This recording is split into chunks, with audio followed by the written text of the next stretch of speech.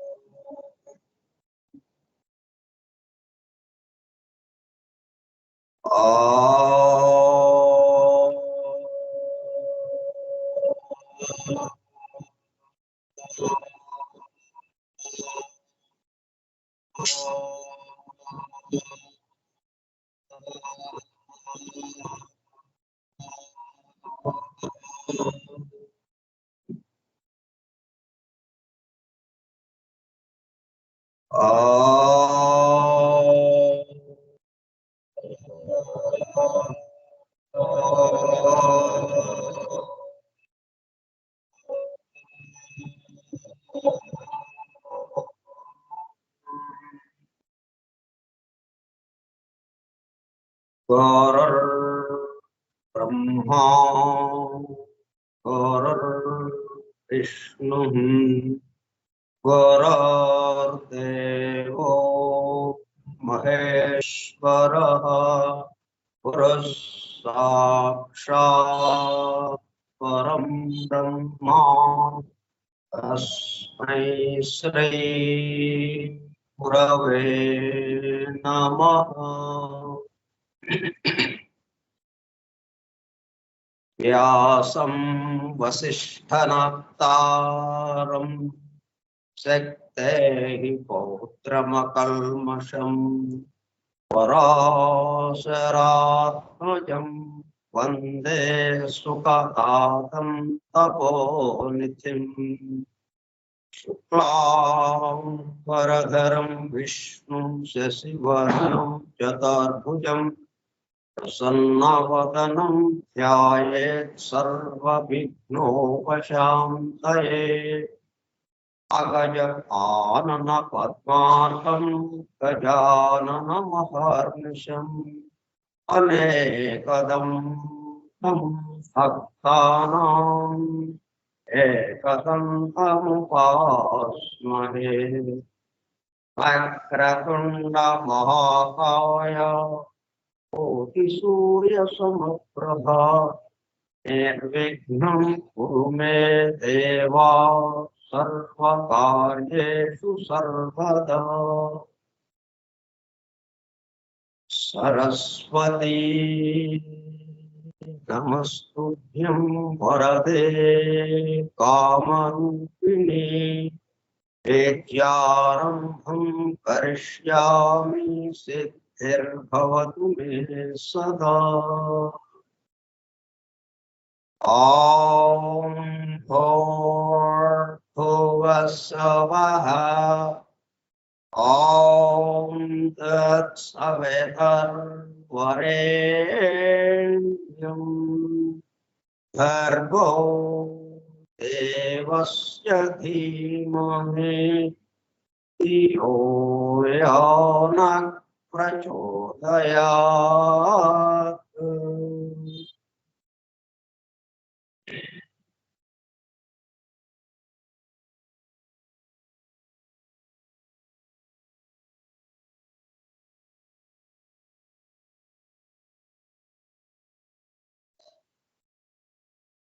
Vasudeva.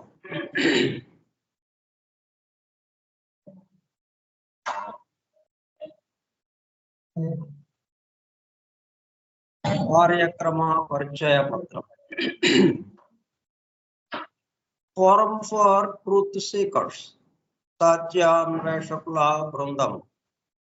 పరమ గురువులు హెలినా పెట్రోనా Blavatsky ద్వారా సమస్త మానవాళి ఆధ్యాత్మిక అభివృద్ధి పరిపూర్ణతల కొరకు అందించిన మ్యాగ్నమ్ ఓపస్ పరమాద్భుత దివ్య గ్రంథం ద సీక్రెట్ డాక్ట్రిన్ రహస్య సత్య సూత్రం వాల్యూమ్ 1 కాస్మోజెనసిస్ ప్రథమ సంపుటము బ్రహ్మాండోత్పత్తి క్రమం Part 1 Cosmic Evolution in 7 stanzas from the book of Dhyan. ప్రథమ భాగము ధ్యాన గ్రంథములోని 7 స్టాంజాస్ లో వివరింపబడిన బ్రహ్మాండ పరిణామం. గ్రంథ పఠనము, అధ్యయనము, అవగాహన, ఆత్మదర్శనము కార్యక్రమం. 130వ పాఠము 23/4/2024 మంగళవారము సాయంత్రం 4:30 గంటలు. The Secret doctrine Skype group లో సుదూర ప్రాంతాలలో ఎవరింట్లో వారు హాయిగా విశ్రాంతి తీసుకుంటూ ఏకకాలంలో ఒకేసారి ఏమి చేస్తున్నాము? వింటున్నాము. ఏమి వింటున్నాము?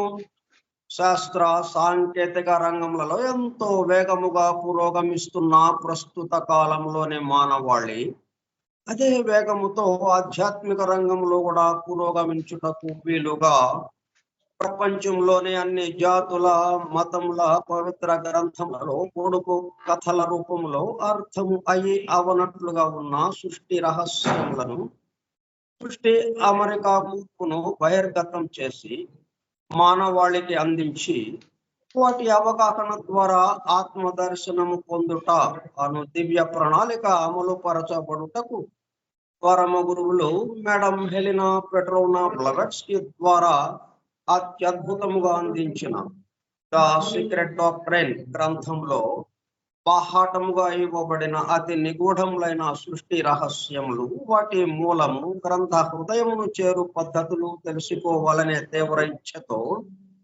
తపనతో సత్యాన్వేషణలో భాగముగా ఎన్నో నిగూఢ విషయములను మరింత లోతుగా తెలుసుకుంటూ సత్యమును చేరు ప్రయత్నంలో మనమందరము ఇక్కడ చేరాము. దానితో పాటు ఆధునిక విజ్ఞానం యొక్క దృష్టి పథము నుండి తప్పిపోయిన తత్వదర్శన అన్వేషణలు అనగా సత్యాన్వేషణ కొరకు కూడా ఈ గ్రంథము దగ్గరకు వచ్చాము. The true student of the Secret Doctrine is a జ్ఞానయోగి అని మేడం బ్లవెట్స్కీ అన్న మాటలను నిజం చేయడానికి మనమందరము జ్ఞానయోగిగా అవుటకు కూడా ఇక్కడ చేరాము.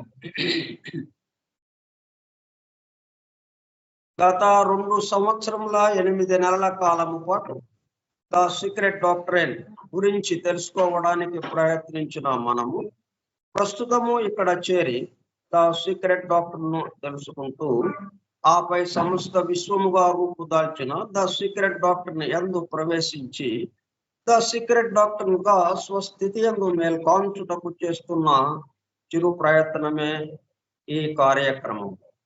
ఈ దివ్య జ్ఞాన మహాయజ్ఞ కార్యక్రమంలో పాల్గొని చెవి యొగ్గి వినుచున్న అనగా ఒళ్ళంతా చెవులు చేసుకుని వినుచున్న ప్రియ సత్యాన్వేషక సోదర శ్రోతలందరకు నమస్కారం.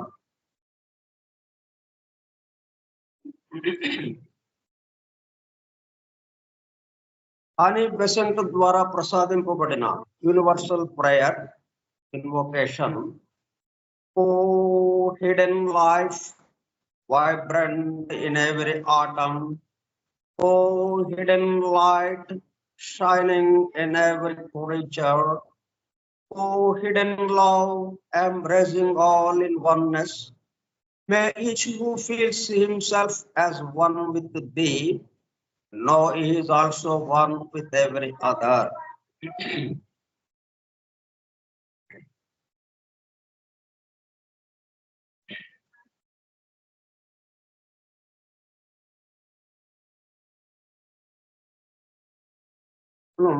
స్టాంజా 1 లో 6 శ్లోకాలు పూర్తని 7వ శ్లోకంలో మొదటి భాగం పూర్తి చేసుకున్నాం. మొదటి భాగం, the causes of existence had been done away with.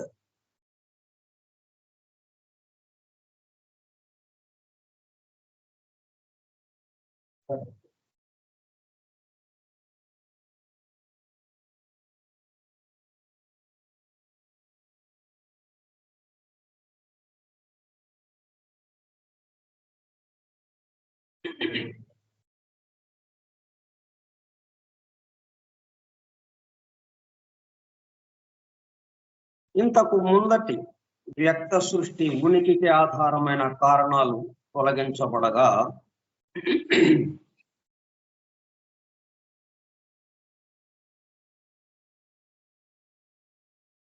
ఇప్పుడు రెండవ భాగంలోకి వచ్చాము. రెండవ భాగం the visible that was and the invisible that is rested in eternal non-being, the one being. కారణాలన్నీ తొలగించబడ్డాయి. కారణాలు తొలగించబడేటప్పుడు గల్లా కార్యములు కూడా తొలగించబడినాయి. కారణం ఉంటేనే కార్యం ఉంటుంది. విశ్వాసం ఉంటేనే నిశ్వాసం ఉంటుంది. విశ్వాసం ఉంటేనే ఉచ్ఛ్వాసం ఉంటుంది అన్నట్టు. ఒకదానికి ఒకటి పరిపూర్ణం. కాబట్టి కారణాలు తొలగించబడ్డాయి. కారణాలతో కార్యం కూడా తొలగించబడ్డాయి.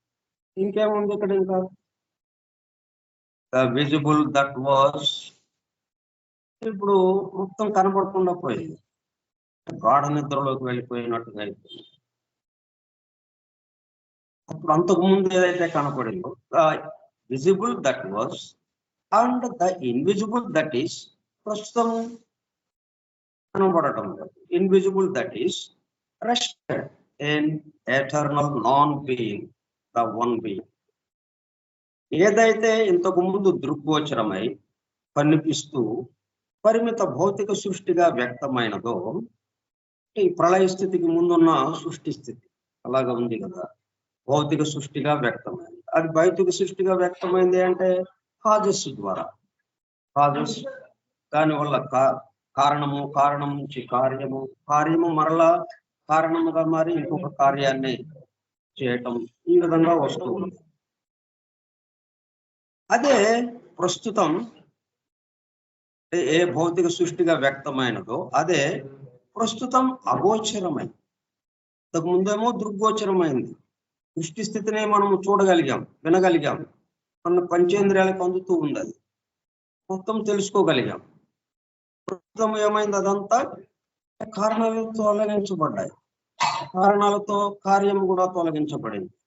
దానితో ఏమీ లేని స్థితి, అంటే అగోచరమైన, కనిపించని అవ్యక్త స్థితిలో ఉండి వ్యక్త అవ్యక్త స్థితులకు ఆధారమైన శాశ్వత మూల స్థానము నుండి కాలము చోటుతో సహా విశ్రాంతి తీసుకుంటున్నది. ప్రళయ స్థితి ఎలాగ ఉంటుందన్నది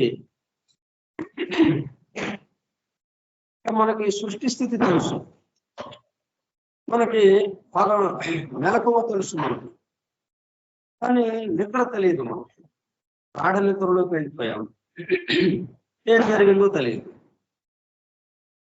దాని గురించి ఇక్కడ వివరిస్తున్నారు. కారణాలు తొలగింపబడ్డాయి కాబట్టి కారణాలతో పాటు ఆ ఉనికికి ఆధారమైన కారణాలు తొలగించబడగా అంతకుముందు చెప్పింది. కారణాలతో పాటు కార్యం కూడా అదృశ్యమైపోయటం. అంతకుముందు ఏదైతే దృగ్గోచరమై కనిపిస్తూ పరిమిత భౌతిక సృష్టిగా వ్యక్తమైనదో అదే ప్రస్తుతము అగోచరమై కనిపించని అవ్యక్త స్థితిలో ఉండి, ఎందుకని చూసేవాళ్ళం లేము ఇక్కడ. అంతకుముందు ఎందుకు కనిపించింది మనకి? చూసేవాళ్ళం మనం ఉన్నాం కాబట్టి. మెలకువ ఎలాగా తెలిసింది మనకి? ఆ మెలకువ స్థితిని చూసేవాళ్ళము, తెలుసుకునే వాళ్ళము ఉన్నాం కాబట్టి ఆ మెలకువ స్థితి తెలిసింది మనకి. మనం గాఢ నిద్రలోకి వెళ్ళిపోయాం. ఎవరు ఉన్నాం అక్కడ చూడటానికి? మనం నిద్రపోతున్నాం అన్న విషయం మనకు తెలియదు. మనకు తెలిస్తే అది నిద్ర కాదు కదా. నేను నిద్రపోతున్నానండి అని ఎవడు అనడు కదా. సృష్టిలో ఏ జీవి కూడా నేను చాలా గాఢ నిద్రలో ఉన్నాను, నన్ను పలకరించమాకండే, ఆ డైలాగ్ ఉంటుందా మనకి?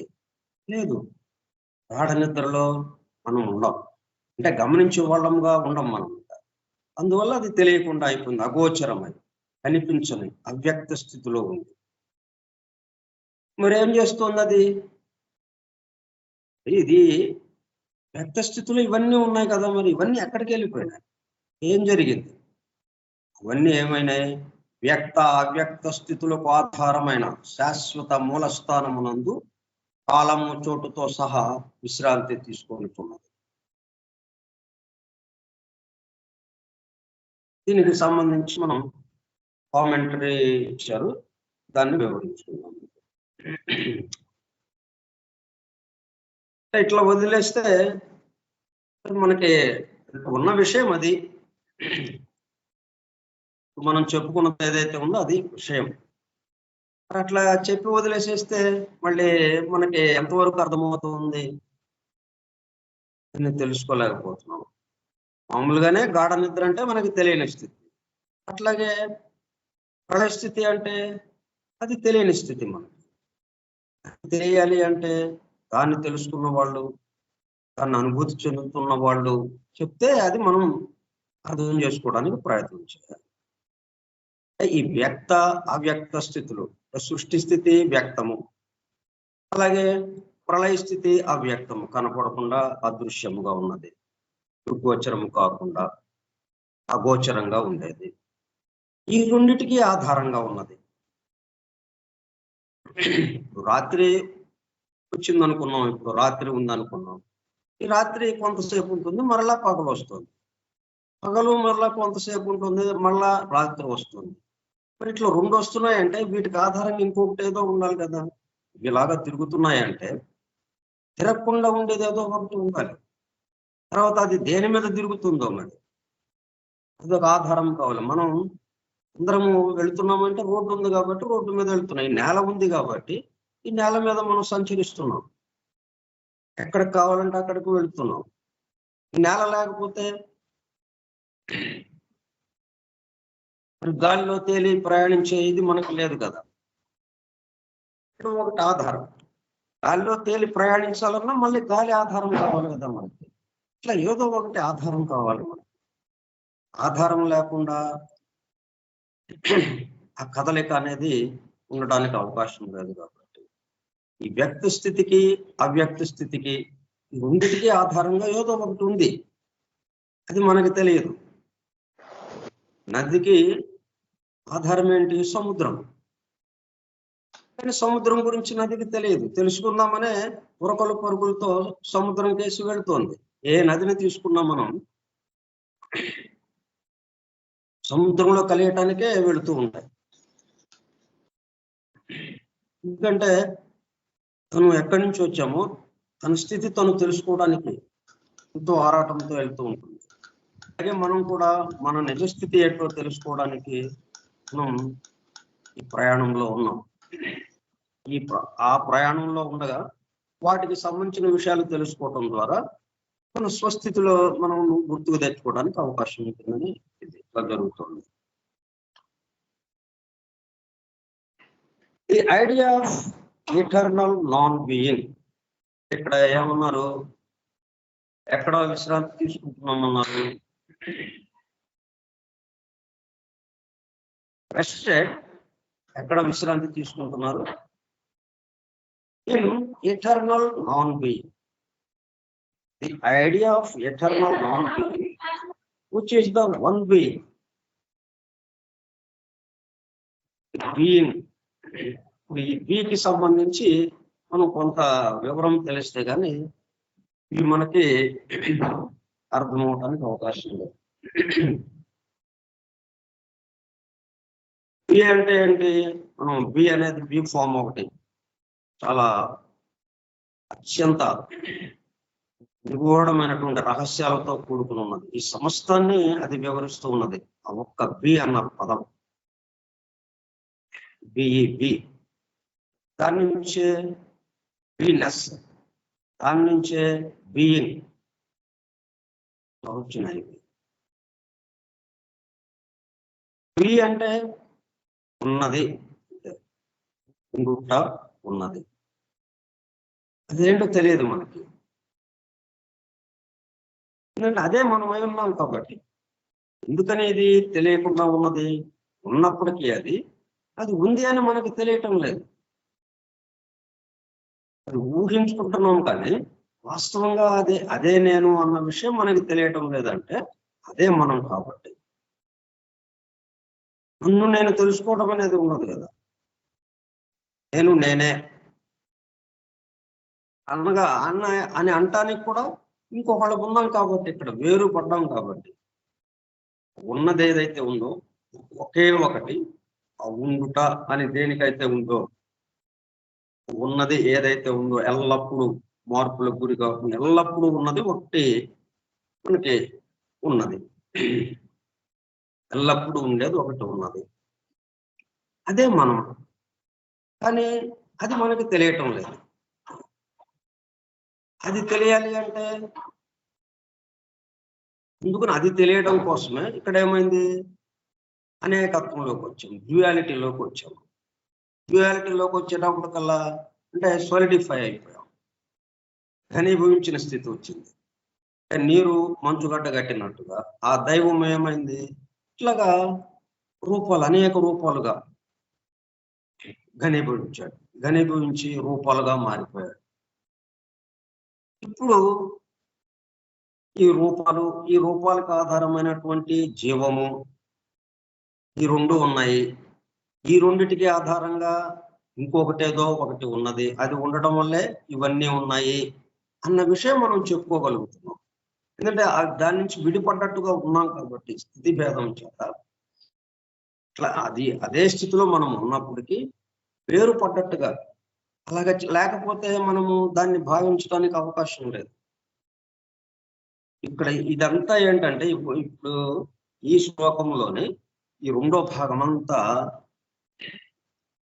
మనం దాని గురించి ఎలా చెప్పుకుంటున్నాం, చెప్పుకోవడానికి ఉన్న అవకాశం ఏంటి?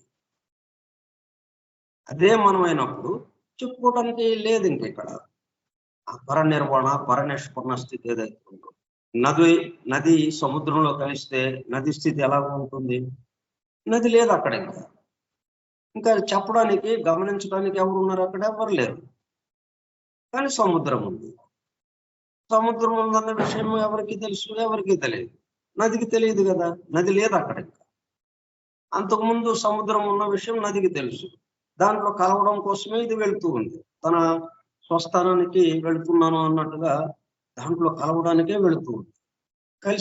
కలయంగానే తన స్వస్థితిలోకి వెళ్ళిపోయింది అన్నట్టు అయింది. స్వస్థితి అంటే తనకు తను చెప్పడానికి ఇంకొకరు లేరు అక్కడ. ఏకత్వం అవటాను, వన్నెస్ వల్ల, ఒక్కటే ఉండడం వల్ల.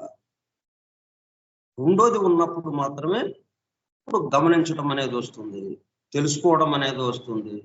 తెలుసుకోవడము, తెలుసుకునేవాడు, తెలియబడేది, తెలుసుకునేవాడు, తెలుసుకోవడం అనే ప్రక్రియ. ఇట్లా ఈ మూడు ఉన్నప్పుడు మాత్రమే మనకి విషయం తెలుస్తూ ఉంటుంది. లేకపోతే అదే విషయమే అదే మనమైనప్పుడు ఇంకా తెలుసుకోవడానికి ఏమి లేదు, చెప్పుకోవడానికి ఏమీ లేదు. కాబట్టి ఇక్కడ ఎక్కడ విశ్రాంతి తీసుకుంటున్నారని చెప్తున్నారు? In eternal non being. Be అంటే ఉండుట అని అన్నాం కదా, అంటే అది మనం చెప్పుకోవడానికి లేదు. మనం ఇట్లా ఉన్నాం కాబట్టి అది ఉండాలి. అది ఉన్నది కాబట్టి, అది ఉంది, ఏదో ఒకటి ఉంది కాబట్టి దాని ఆధారంగా అదే ఇన్ని రూపాలుగా మారుతూ అనేకత్వంలోకి వచ్చింది కాబట్టి మనం ఇవన్నీ తెలుసుకోగలుగుతున్నాం, చెప్పుకోగలుగుతున్నాం. కాబట్టి మొత్తానికి సంబంధించింది ఒకటి ఉన్నది, అది బి. తర్వాత అంటే ఆ బి స్థితి ఏంటి? ఏకత్వంగా ఉన్న స్థితి, వన్నెస్ గా ఉన్నది. ఆ తర్వాత ఇంకేంటి? Being, eternal being. Non being అని అన్నాడు కదా, ఎటర్నల్ నాన్ బీయింగ్ లో విశ్రాంతి తీసుకుంటూ ఉన్నది. ఎందుకని విశ్రాంతి తీసుకుంటూ ఉంది అంటే కారణాలన్నీ తొలగించబడ్డాయి. కారణాలతో పాటు కార్యము తొలగించబడింది. ఈ సమస్తము అదృశ్యమైపోయింది, అగోచరమైపోయింది. అంతే, అది విశ్రాంతి స్థితిలోకి వెళ్ళిపోయింది. ఎక్కడుంది మరి? ఎక్కువ చోట ఉండాలి కదా. ఎటర్నల్, శాశ్వతమైనటువంటి నాన్ బీయింగ్. బీయింగ్ అంటే ఉనికి, ఉండడం. In him we live and move and have our being. ఆయనలోనే బ్రతుకుతూ మెలుగుతూ ఉంటున్నాము. ఎవరిలో అయితే మనము వెలుగుతూ ఉంటున్నాము, బ్రతుకుతూ ఉన్నాము, ఎవరు ఉండడం వల్ల ఈ సృష్టి అంతా ఇలాగా వ్యక్తమవుతూ మరలా అవ్యక్త స్థితిలోకి వెళుతూ ఉందో,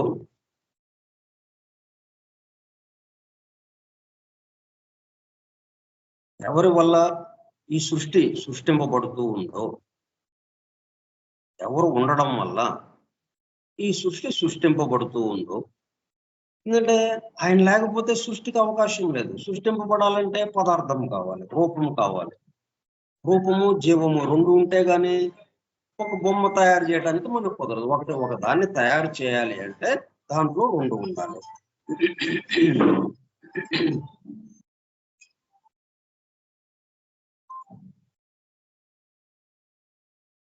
దాంట్లో రెండు ఉండాలి. భౌతిక ఆకారానికి సంబంధించి పదార్థంతో తయారయ్యే ఆకారము, రూపము, దాన్ని నడిపేటటువంటి శక్తి, ఆ జీవము, ఈ రెండు కావాలి.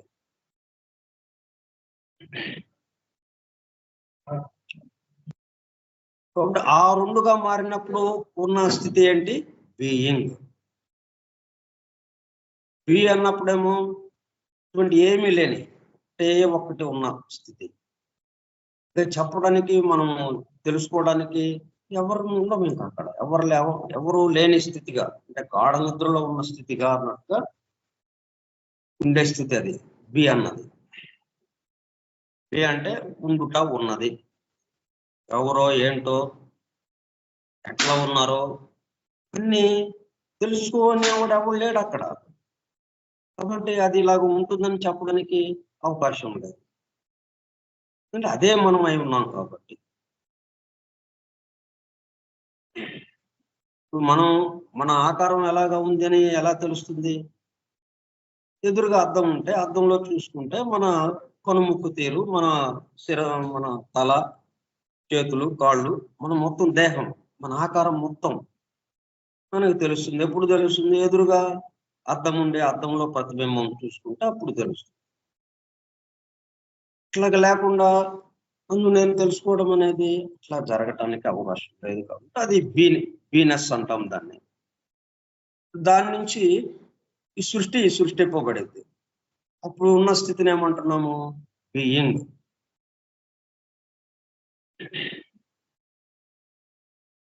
అయితే ఇది rested in eternal non being. ఇది విశ్రాంతి తీసుకుంటూ ఉంది. ఎక్కడ విశ్రాంతి తీసుకుంటుంది? Non being. బీయింగ్ కాని దాంట్లో. బీయింగ్ అనేటప్పుడు కల్లా డ్యుయాలిటీ వచ్చింది కదా, సృష్టి వచ్చేసింది. సృష్టి వచ్చేటప్పుడు కల్లా తెలుసుకునేవాడు, తెలియబడేది, తెలియడం అనే ప్రక్రియ, ఈ మూడు కూడా ఉంటున్నాయి ఇక్కడ. కాబట్టి ఆ ఉన్న ఒకటి అనే దానికి చాలా చేరినాయి ఇక్కడ. ఇవన్నీ చేరేటప్పుడు కల్లా దాన్ని అటువంటి స్థితిని, ఒకడే ఇన్నిగా అయ్యాడు, అటువంటి స్థితిని ఏమంటున్నాం? బీయింగ్ అంటున్నాం. ఇప్పుడు ఇది ఎక్కడ విశ్రాంతి తీసుకుంటూ ఉంది? Non being. ఇట్లాగా తెలుసుకోవడము, తెలియబడేది, తెలియడము అనే మూడు లేనటువంటి స్థితి ఏదైతే ఉందో అక్కడ ఉన్న దాంట్లో విశ్రాంతి తీసుకుంటూ ఉంది. ఇది విశ్రాంతి తీసుకుంటూ ఉండడం వల్ల ఏమైంది? బీయింగ్ గా ఉన్నప్పటికీ అది అంటే సృష్టి బయటకు వచ్చి, ఆయన నుంచి సృష్టి బయటకు వచ్చినప్పటికీ అప్పుడు బీయింగ్ అంటాం కదా. సృష్టి ఆయన నుంచి బయటకు వచ్చినప్పుడు కల్లా తెలుసుకునేవాడు, గమనించేవాడు ఉంటున్నాడు. ఇక్కడ తెలుసుకునేవాడు ఉంటున్నాడు. తెలుసుకునేవాడు ఉన్నాడంటే తెలియబడేది ఉంటుంది. తెలుసుకునేవాడు ఎందుకున్నాడు? తెలియబడేది ఉంది కాబట్టి. తెలుసుకునేవాడు, తెలియబడేది, తెలుసుకోవటము, ఈ మూడు ఉంటున్నాయి. అప్పుడు ఉన్న స్థితిని ఏమంటున్నాం? బీయింగ్ అంటున్నాం. కానీ ఇక్కడ విశ్రాంతి ఎక్కడ తీసుకోవాలి మరి? అక్కడ అట్లాగున్నప్పుడు ఏమవుతుంది? మనం పనిలో ఉంటున్నాం. సృష్టి వ్యక్త స్థితిలో ఉంటుంది. సృష్టి వ్యక్త స్థితి అంటే పగలు అంటే పనిలో ఉంటున్నాము మనం అందరం. సృష్టి స్థితిలో ఉంటున్నాం కాబట్టి అది బీయింగ్ గా చెప్పుకుంటున్నాము. మరి విశ్రాంతి స్థితిలోకి వెళ్ళింది. ఇప్పుడు ఈ సృష్టి అంతా ఎట్లాగా ఉంది, మనం పగలంతా పని చేసాం, రాత్రి విశ్రాంతి గాఢ నిద్రలోకి వెళ్ళిపోయాం. అట్లాగే ఈ సృష్టి మొత్తము విశ్రాంతి స్థితిలోకి, ప్రళయ స్థితిలోకి, దాని విశ్రాంతి స్థితి అంటే ప్రళయ స్థితి, ప్రళయ స్థితిలోకి వెళ్ళిందంటే గాఢ నిద్రలోకి వెళ్ళిపోయినట్టు. దాని వరకు అది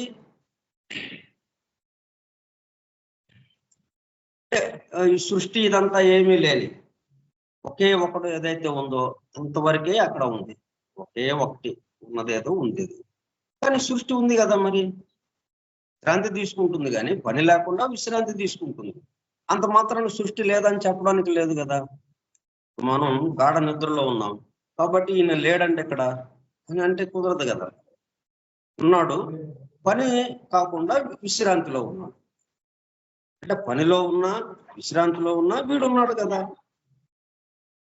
కాబట్టి సృష్టి ఉన్నది, పనిలో ఉన్న సృష్టి ఉన్నది, ఆ పని నుంచి విశ్రాంతిలోకి వెళ్ళిన సృష్టి ఉన్నది. ఎవరు విశ్రాంతి తీసుకుంటున్నారు? ఆ సృష్టే కదా విశ్రాంతి తీసుకుంటుంది. కాబట్టి ఆ వ్యక్తే కదా విశ్రాంతి తీసుకుంటున్నాడు. వ్యక్తి ఉన్నాడు కదా, వ్యక్తి ఉన్నాడు అంటే సృష్టికి వచ్చేసింది, డ్యుయాలిటీ వచ్చేస్తుంది, అనేకత్వం వచ్చేస్తుంది, తెలుసుకోవడము తెలియబడేది వచ్చేస్తుంది. అట్లాగ వచ్చినప్పుడు దాన్ని ఏమంటున్నాము? ఆ స్థితిని బీయింగ్ అంటున్నాం. బీయింగ్ అనేటప్పటికల్లా అది ప్రజెంట్ కంటిన్యూస్ అన్నట్టుగా, ఏదైతే ఉందో అది కంటిన్యూగా అదే ఉంటుంది. అలా ఉన్నదాన్ని ఏమంటాము? ఐఎన్జి చేరుస్తాం అటువంటి పదాలకి. ఐఎన్జి వచ్చిందంటే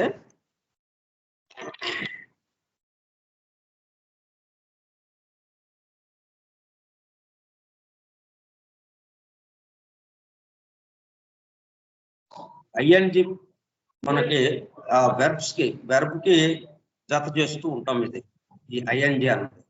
అప్పుడేంటి? To make verbs in the present participle, going, coming, present participle of verb go. Go అనేది ఒక వెర్బ్ ఉంది, ఒక క్రియాపదం. గో వెళ్ళుట, కమ్ వచ్చుట, ఇట్లాగా ఉన్నాయి కదా. అయితే ఆ రావడం ఏంటి, వెళ్ళడం ఏంటి, ఎలాగా ఉంది? వెళ్ళిపోయాడా, లేకపోతే వస్తాడా, వెళ్ళబోతున్నాడా, ఇట్లా ఇన్ని రకాలు మనకు వచ్చేస్తాయి. వెళ్ళుట, గో అంటే వెళ్ళుట. వెళ్ళాడా, మరి అక్కడ పూర్తిగా రావటం లేదు మనకి సమాధానం. వెళ్ళాడా, అక్కడే ఉన్నాడా, వెళ్ళాడా, వెళుతూ ఉన్నాడా, వెళితే ఎంతసేపు అయింది, ఇట్లా ఎన్నో ప్రశ్నలు వచ్చేస్తున్నాయి. వాటన్నిటికీ వివరణగా ఇక్కడ ఏమైంది? ఐఎన్జి చేర్చారు. ఐఎన్జి చేర్చేటప్పుడు ఏమవుతుంది? Going. To make verbs in the formation progressive or continuous tense form. అంటే అది జరుగుతూ ఉంది, వెళుతూ ఉన్నాడు. ఐఎన్జి చేసేటప్పుడు కల్లా ఏమవుతుంది? దానికి ముందున్న పదం ఏదైతే ఉందో అది జరుగుతూ ఉన్నది. ఆ బి అని దానికి ఐఎన్జి చేర్చాం మనం. ఇప్పుడు బీయింగ్ అన్నాం కదా. ఈ ఐఎన్జి చేర్చేటప్పుడు ఏమైంది? ఆ బి అన్నది ఏదైతే ఉందో, ఆ ఒక్కటి ఉండుట ఉన్నది ఏదైతే ఉందో ఏకత్వము, అది ఏం చేస్తోంది? సృష్టిస్తూ ఉంది. అందుకని సృష్టిస్తూ ఉన్నప్పుడు ఏమైంది? బీయింగ్ అంటున్నాం దాన్ని. కాబట్టి అట్లా సృష్టిస్తూ ఉన్నది, సృష్టితో ఉన్నది ఏదైతే ఉందో ఆ బీయింగ్ అన్నది, అట్లాగా చెప్పినప్పుడు ఏమవుతుంది? పని అన్నట్టుగా, వ్యక్త సృష్టి అన్నట్టుగా ఉంటుంది. అది కాస్త మళ్ళీ విశ్రాంతి తీసుకుంటుంది. విశ్రాంతి తీసుకునేటప్పుడు ఏమైంది? నాన్ బీయింగ్ అయింది. అంటే సృష్టి లేదుగా మరి అక్కడ. ఎక్కడికక్కడ మొత్తం పనులన్నీ ఆగిపోయినాయి,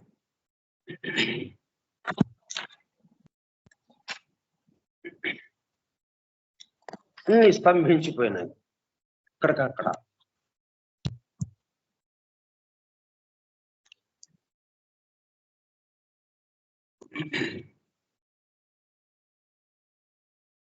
కాబట్టి అటువంటి స్థితిలో మళ్ళీ ఇతను సృష్టించేవాడుగానే ఉన్నాడు, వెళుతూ ఉన్నవాడిగానే ఉన్నాడు. అంతేగాని సృష్టి ఆపేసేసి, సృష్టిలో భాగమే సృష్టించడంలో ఈ వ్యక్త సృష్టి.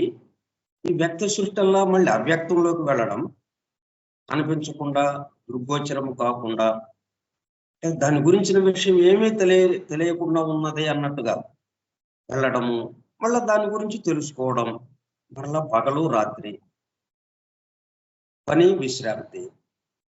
ఇట్లా మనం పగలంతా పని చేసాం, గాఢ నిద్రలోకి వెళ్ళాం.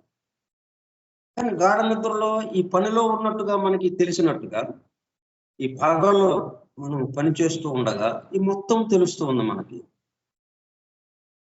సరే, పగలు అయిపోయింది, రాత్రి వచ్చింది, విశ్రాంతిలోకి వెళ్ళాం. విశ్రాంతి అంటే గాఢ నిద్రలోకి వెళ్ళాం. గాఢ నిద్రలోకి వెళ్ళేటప్పుడు కల్లా మరి పగల్లాగా ఎన్ని చూస్తున్నామా? చూడట్లేదు. ఏమైంది? మనం చూసేవాడు ఏమయ్యాడు? నిద్రలోకి వెళ్ళిపోయాడు, విశ్రాంతిలోకి వెళ్ళిపోయాడు. దాంతో ఏమీ లేకుండా ఉన్నట్టుగా అయిపోయింది. ఏమీ లేకుండా ఉంది కాబట్టి బి అంటానికి లేదు. మళ్ళీ వాడు వాస్తవంగా ఉన్నది ఏదైతే ఉందో, ఎల్లప్పుడూ ఉండేది ఏదైతే ఉందో ఆ స్థితికి వెళ్ళాము అనటానికి లేదు. ఎందుకంటే అక్కడికి వెళితే మళ్ళీ సృష్టికి రావడానికి వీలు పడదు. అందువల్ల ఇప్పుడు గాలి పీల్చాము, ఉచ్ఛ్వాసం, గాలి పీల్చేసి అక్కడ ఆపేస్తున్నామా? లేదు, అలా దాన్ని వదులుతున్నాం నిశ్వాసం ద్వారా. మళ్ళీ నిశ్వాసం నుంచి ఆపేస్తున్నామా? లేదు, ఉచ్ఛ్వాసం మళ్ళా గాలి పీల్చుతున్నాం. అలా పీల్చడం వదలడం, పీల్చడం వదలడం కంటిన్యూస్ గా జరుగుతుంది కదా. అంటే ఆ సృష్టించేవాడు ఉండబట్టే కదా, ఆ శ్వాస తీసుకునేవాడు ఉండబట్టే కంటిన్యూస్ గా శ్వాస పీల్చబడుతోంది, వదలబడుతుంది. కాబట్టి ఈ శ్వాసక్రియని నిర్వహించేవాడు ఒకడు ఉన్నాడు అక్కడ. వాడు పని చేస్తూనే ఉన్నాడు. అందుకని బీయింగ్ అని చెప్పడం జరిగింది. అయితే ఆ బీయింగ్ ఉందా అంటే, బీయింగ్ మనకు తెలియాలి అంటే అది దృగ్గోచరం అవ్వాలి, మనకి తెలిసేటట్టు ఉండాలి. మన పంచేంద్రియాలు మన కళ్ళకి కనబడాలి, మన చెవికి వినబడాలి. ఇవన్నీ ఉంటే గాని, ఈ పంచేంద్రియాలకి అందితే గాని అది అక్కడ ఉంది అని మనం చెప్పలేము. ఇక్కడ ఫోన్ ఉంది, ఫోన్ నేను చూస్తున్నాను, కంటితో చూస్తున్నాను, ఏదైనా శబ్దం వస్తే వింటున్నాను. ఇట్లాగే ఈ ఫోన్ గురించిన వివరం అంతా నా మనసులో ముద్రితమై ఉంది, నా బుద్ధిలో ముద్రితమై ఉంది. కాబట్టి ఇక్కడ ఫోన్ ఉన్నది అని నేను చెప్పగలుగుతున్నాను. అట్లా ఫోన్ ఉందని చెప్తున్నానంటే అర్థం ఏంటి? సృష్టి స్థితిలో, వ్యక్త స్థితిలో ఉన్నాను. తర్వాత ఫోన్ ఇక్కడే ఉంది, ఇక నేను పడుకున్నాను, గాఢ నిద్రలోకి వెళ్ళిపోయాను. మరి ఫోన్ ఉందని నేను చెప్పగలనా? లేదు. కానీ ఫోన్ ఉంది అక్కడ. చెప్పడానికి నేను ఉన్నాను అక్కడ, కానీ నేను ఎక్కడున్నాను? విశ్రాంతిలో ఉన్నాను, రెస్టెడ్, శాంతి స్థితిలో, గాఢ నిద్రలో ఉన్నాను. ఎక్కడ ఉన్నాను? Non being. అప్పుడేంటి? అప్పుడు ఇది సృష్టి చేయకుండా ఉన్నట్టుగా ఉండే స్థితిని నాన్ బీయింగ్ అంటుంది. సృష్టి స్థితిని ప్రళయ స్థితిలో ఉంచేదాన్ని ఏదైతే ఉందో అది non being.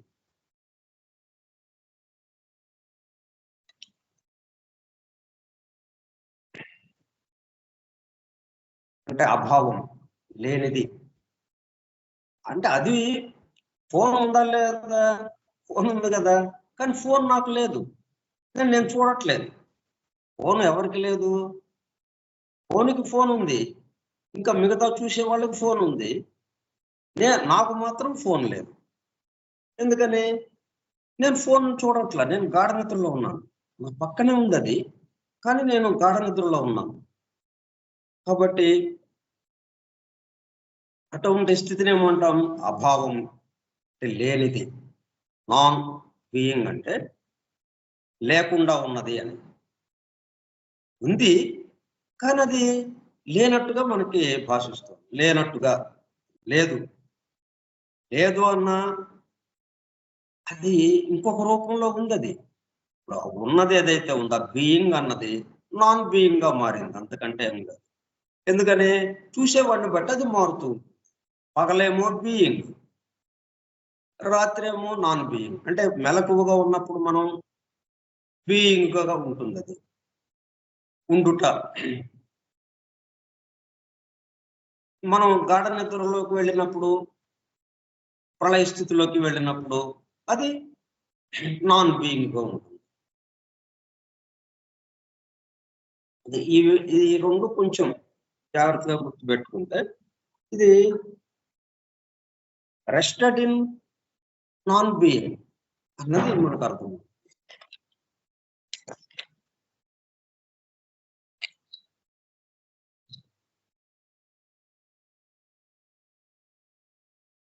Rested in eternal non being, the one being.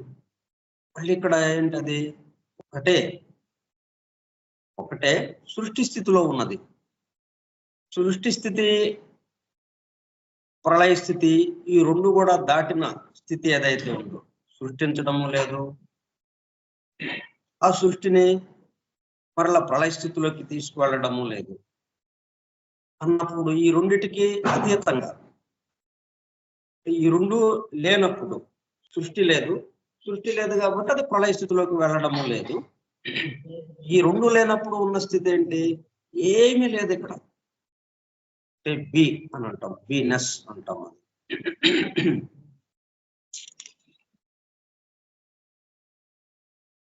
Nes అనే పదం చేర్చినప్పుడు ఏమవుతుంది?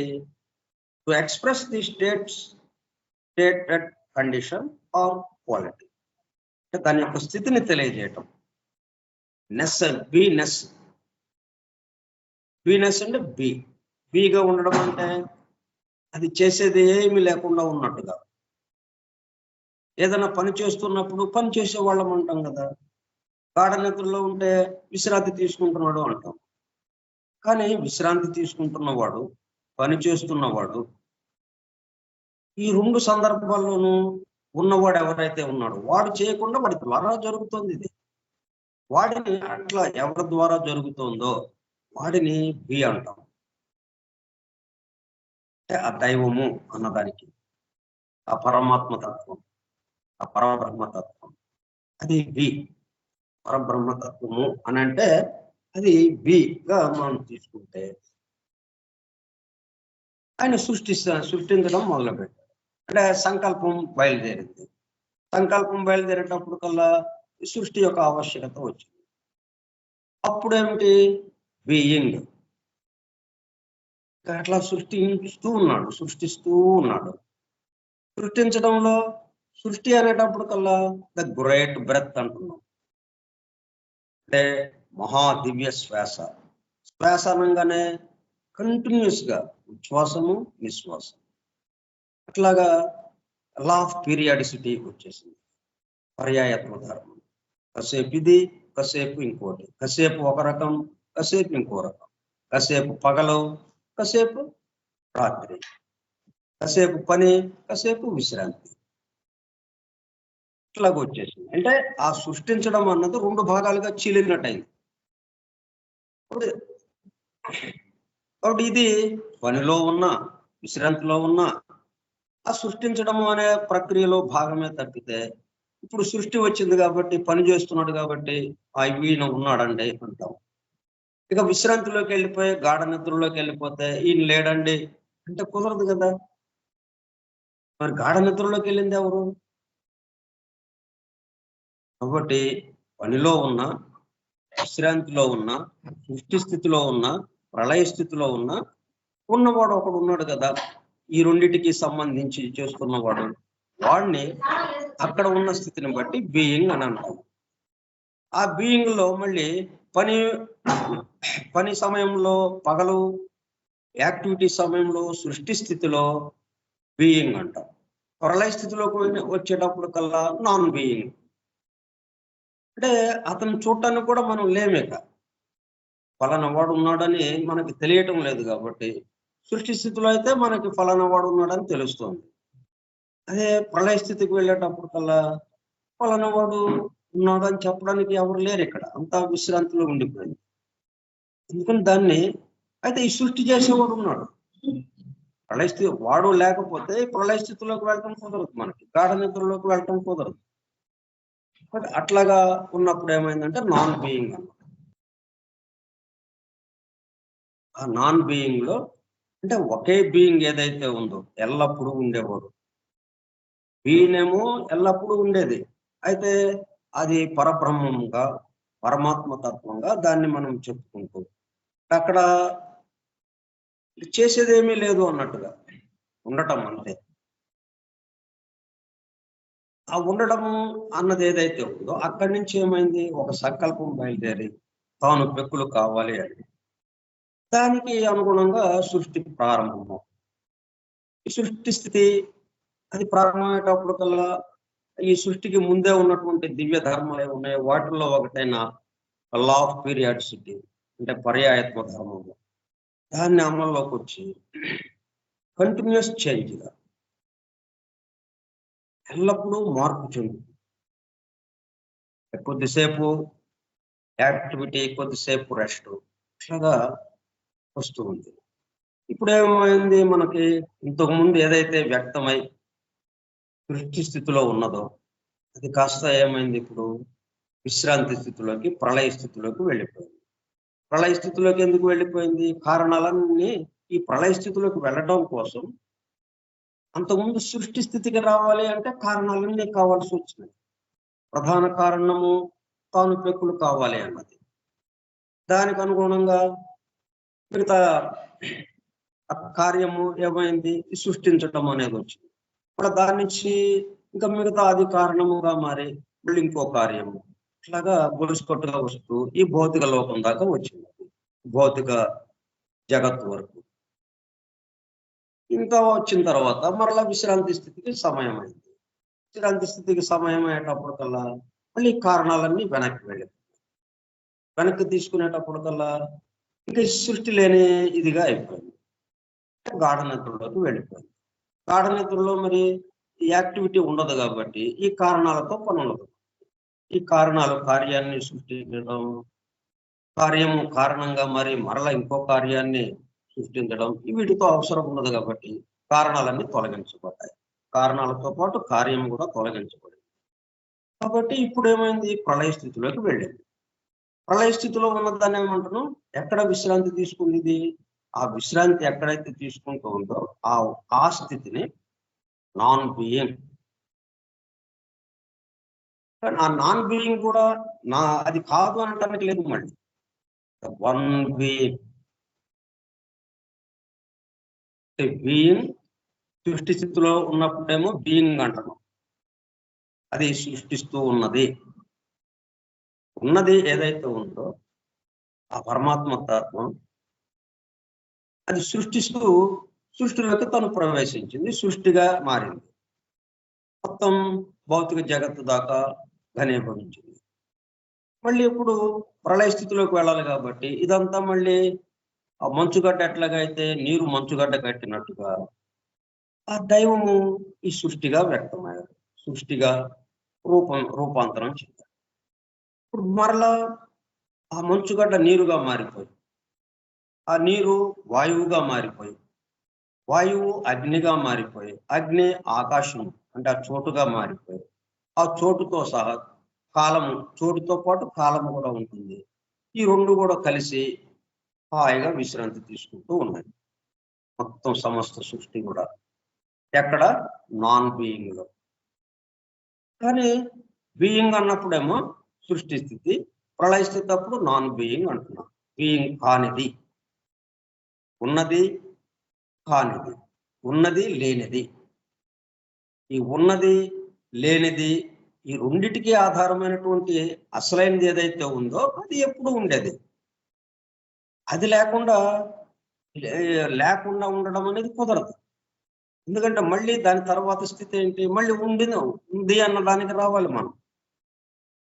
ఇక లేదు అని మొత్తం ఇక అట్లా ఆగిపోవటానికి లేదు. కాబట్టి ఉంది, లేదు, లేని స్థితి, ఉన్న స్థితి, ఈ రెండిటికి ఆధారమైనటువంటి ఉంది, జరుగుతూ ఉంది అన్నది ఏదైతే ఉందో బీయింగ్, అది వన్ బీయింగ్. అది మొత్తానికి ఆధారంగా అక్కడ విశ్రాంతి తీసుకుంటూ ఉంది.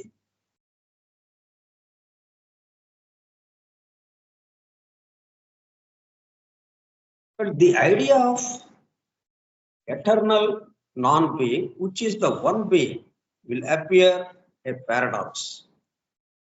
కానీ ఇట్లాగా నాన్ బీయింగ్ అంటున్నాం, బీయింగ్ అంటున్నాం. మనకి వ్యక్త సృష్టిలోనేమో ఉంది అండి అంటున్నాము, గాఢ నిద్రలో లేదండి అంటున్నాము. లేదండి అని ఎప్పుడు అంటున్నాం?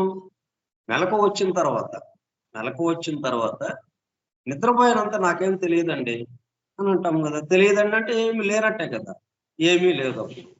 మళ్ళీ మెలకు రాగానే అంతా ఉంది అంటున్నాం. ఏంటి రెండిటికి ఒక పారాడాక్స్ గా ఉంది మనకు. పారాడాక్స్ అంటే విరుద్ధంగా, ఒకదానికొకటి విరుద్ధం. మనం ఏదైనా విషయం చెప్పుకుంటే ఒకదానికొకటి సమన్వయం కుదరాలి, సామరస్యం ఉండాలి. ఒకదానికొకటి సమన్వయం కుదరాలి, వాటికి అసంబద్ధంగా ఉండడం అన్నమాట, విరుద్ధంగా, శాస్త్ర విరుద్ధంగా కూడా ఉన్న విషయాలు ఏమంటామంటే పారాడాక్స్ అంటాం. కాబట్టి ఇప్పుడు ఇది అట్లాగే ఉంది, ఒక పారాడాక్స్ లాగా ఉంది మనకి ఈ విషయం చెప్పేటప్పుడు కదా. ఏంటిది? ఉంది అంటున్నారు, లేదు అంటున్నారు. ఇది ఉన్నది కాస్త లేని దానిలో విశ్రాంతి తీసుకుంటున్నారు అంటున్నారు. మళ్ళీ ఈ రెండు కలిపి వన్ బీయింగ్ అంటున్నారు. మళ్ళీ వన్ బీయింగ్ అంటే ఎల్లప్పుడూ ఉండేది అయిపోతా ఉంది కదా. అంటే the idea of eternal non-being, which is the one being, will appear a paradox to anyone who does not remember that.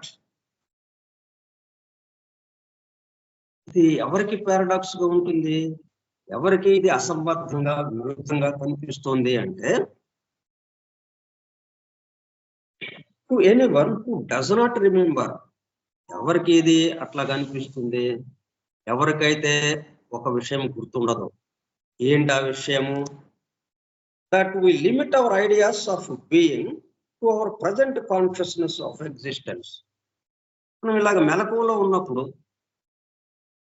మన యొక్క చైతన్యం, మన ప్రజ్ఞ ఎంతవరకు పనిచేస్తూ ఉందో ఆ మెలకువతో దానికి సంబంధించే మనం తెలుసు కానీ మిగతా విషయాలు మనకి తెలియదు కదా. But we limit our ideas of being to our present consciousness of existence, making it a specific instead of a generic term. Generic ante relating to gender of a general nature, not special, distinctly characteristic, a సాధారణమైనది, జాతి అంతకు చెందేది అన్నట్టు. మొత్తానికి ఈ సృష్టి సమస్తానికి కలిపి మనం అర్థం చేసుకోవాలి. కానీ అట్లాగా అర్థం చేసుకోకపోవటం, making it a specific instead of a generic term. అందువల్ల మనకి ఏది తెలిసినా కానీ మెలకు ఉన్నది. మనకి ఏది తెలిసినా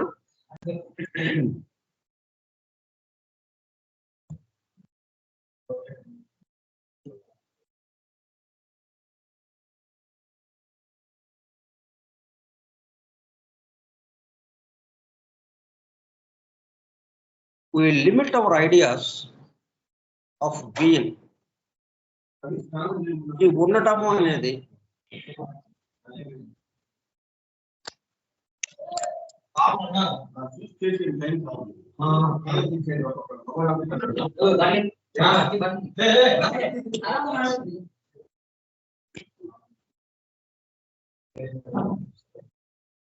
దీనికి సంబంధించి మిగతా విషయాలు మనం రేపు చెప్పుకుందాం.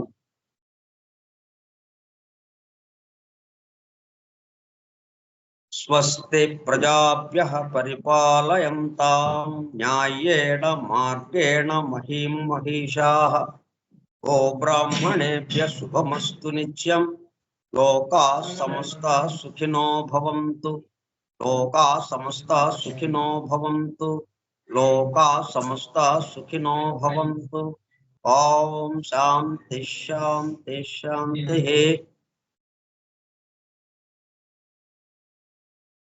మనందరం చేత ఈ కార్యక్రమం నడిపిస్తున్నటువంటి మొత్తానికి సంబంధించిన వాడు ఎవరైతే ఉన్నారో ఎల్లప్పుడూ ఉండేవాడు ఎటర్నల్ బీయింగ్ ఆ వాసుదేవుడికి మనం ప్రణామం చేద్దాం. వాసుదేవ.